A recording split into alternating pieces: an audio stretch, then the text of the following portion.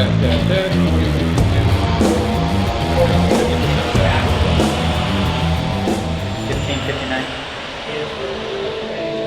with the Coalition of Local Health Officials, the Public Health Association, the Association of Oregon Counties, OHSU, Providence, Oregon School-Based Health Alliance, and many others, we're urging you to pass House Bill 4062 to implement a tax on e-cigarettes here in Oregon.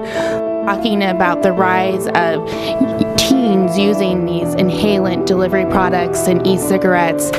We know from our experience with tobacco that the more expensive the product is, the fewer kids try it and become hooked. The World Health Organization recommends that electronic cigarettes be regulated in line with traditional tobacco products.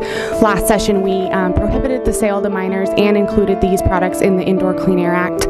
Increasing the price of tobacco is considered a public health best practice, and it makes perfect sense to me as a public health physician to apply this logic to electronic cigarettes and inhalant delivery systems. For adults, it might be helpful to have these products available to them to help them stop smoking cigarettes, but for on the teen side, it's actually leading them to smoking tobacco products. It would be challenging to name two chemicals that are in these products because there's no FDA regulation and there's no way to tell what is in any given product. Again, we're looking at price sensitivity issues, and we're hoping if raising this price will allow the youth and teens not to get these products.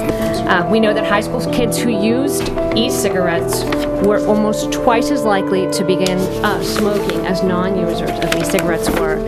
In addition, as Elizabeth said, the price increase has been shown to significantly reduce rates of new addiction. Tobacco products to help deter our youth from using these nicotine delivery devices. We strongly support the provision for a portion of the revenue to go to tobacco prevention so we can begin to educate our youth and our parents and our communities about the harms of e-cigarettes. You almost made it, not bad. A little bit older. Not much. Mr. Chair, Okay. I'm having troubles because isn't it illegal for us to sell these to children under the age of 18? Yes.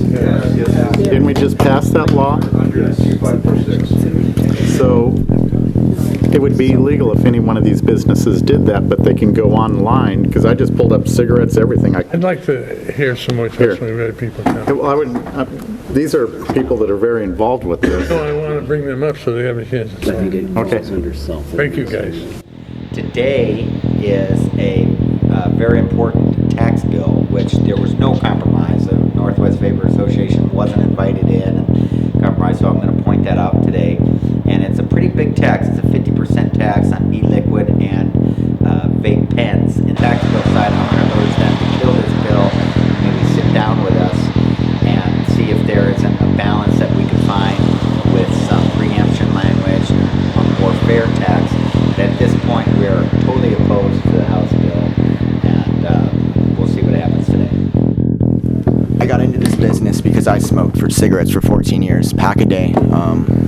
Thanks to vaping, I'm now 4 years without tobacco. I feel great. I feel like I never smoked a cigarette before. I'm a vape shop owner, and we've had a shop there for 2 years. We help people quit smoking every day with vaporizing.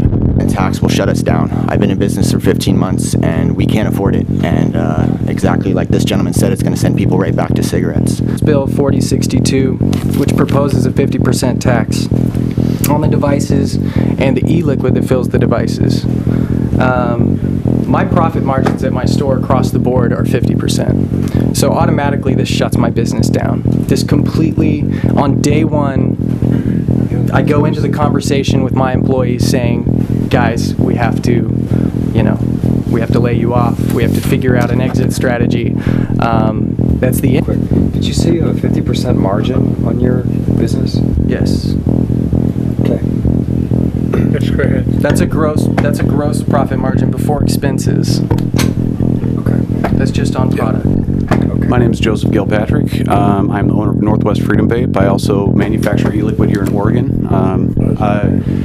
I purchased nicotine from the same companies, the patch, the gum, the lozenger, the dissolvable strip, which is also not FDA approved, is also creating all these products to help people quit smoking cigarettes with. I just want to quickly educate you guys on the fact that nicotine doesn't have tar. There's no carcinogens. It's a stimulant, one stimulant, like caffeine. There are many energy drinks across the market that have 15 to 25 stimulants that are very similar to this, that are not approved by the FDA and are readily available for any child in any liquor store or any market. These devices are actually not an inhalant delivery system. It's a nicotine delivery system. It's made to inhale and deliver nicotine into the system in place of smoke and carcinogens and tar. A nicotine delivery system is not an inhalant delivery system. A nicotine delivery system is something that has been misused for, say, marijuana, for cannabinoids, for lots of these other products. A cup is not a whiskey delivery system. It's a cup. It's not meant to be taxed. A straw is not a cocaine delivery system. It's a straw being misused, or a dollar bill, for instance. We need to look at what we're taxing here without representation.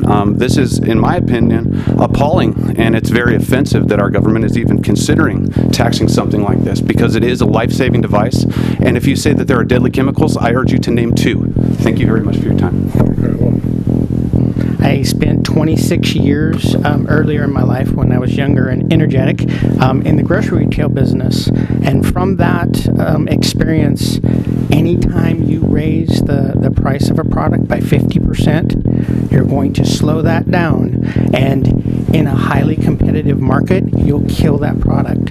And a lot of these vape shops are very small shops, and the main competition is coming from the internet. There's a huge internet base on that, a lot of it coming from overseas.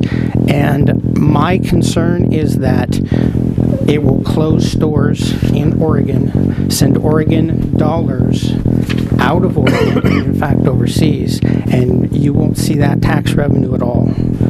Tax on the vaping products, and so that's our concern with the bill. Right now, cigarette taxes, we get 2%, cities do. It used to be more than 50% that cities got from cigarette tax, and the legislature has continually taken that share away. Cigarette tax revenues have also gone down exponentially in years, which is a positive thing, but basically we're getting no money now to take care of the enforcement of these regulations. And so we would be seeking an amendment to change how the distribution goes. We're looking for a tax. Where does this number come from? If it's 50%, that's outrageous for a tax. And I hear about marijuana being at 25%. Why not make it 1,000%? You know, if we want to make some money. It doesn't make any sense to me. I think it's outrageous, and that's the opinion that I would like to voice. This is potentially life-saving technology. It was for me, and that's anecdotal evidence. That's what my doctor tells me, and I'm grateful for it. Please don't kill it. I am against this tax. This tax is outrageous, and it's going to put a lot of these shops out of business, and it's going to cause a lot of investors to lose quite a bit of money.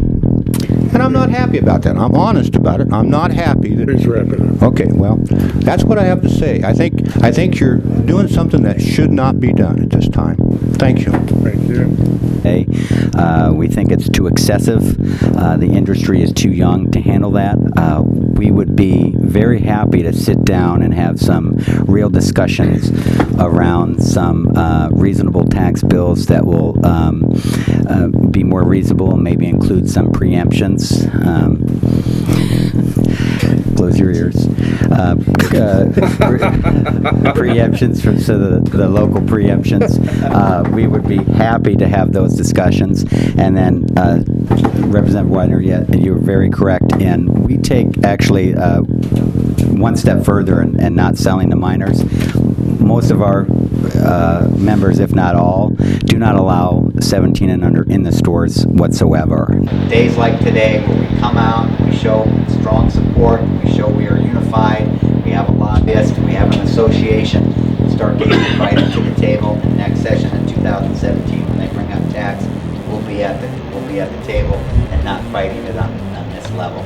We will get there. It's a process. And we're invited on these life